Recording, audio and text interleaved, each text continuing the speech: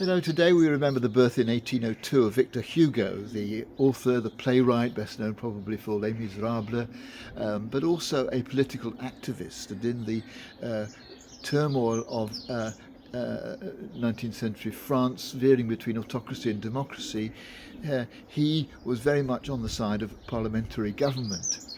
So when Napoleon III became emperor and ruled autocratically and dismissed the parliaments, he felt he had to go. Well, he sent into exile initially, but stayed in exile from 1855 to 1870 because he felt otherwise his ability to say what he felt and write what he thought about the state of affairs in France would be restricted.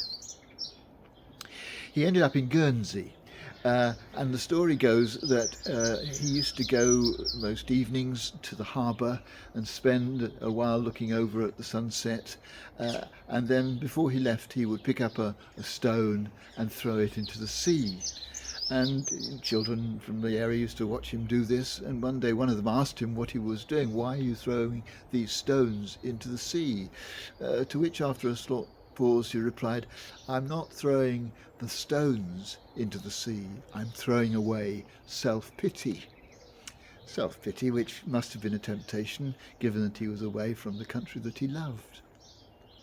And it struck me that self-pity is something that we would probably all want to throw away. I think if we recognised that we were indulging ourselves in self-pity, most of us would try and stop it, because it doesn't help.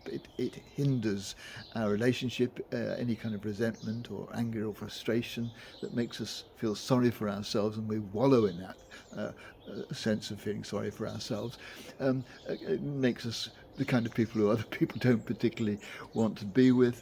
But it also engenders in us a kind of victim mentality, which I think makes us more likely to become victims in other situations. And so it's not something that we would be wanting to indulge in. And I think most of us would realise that. There is, though, a parallel experience, which you might call self-compassion, which is to recognise that we've been hard done by, to acknowledge that we feel regrets, that we feel frustration, resentful. I think one of the dangers perhaps is that we bury those feelings.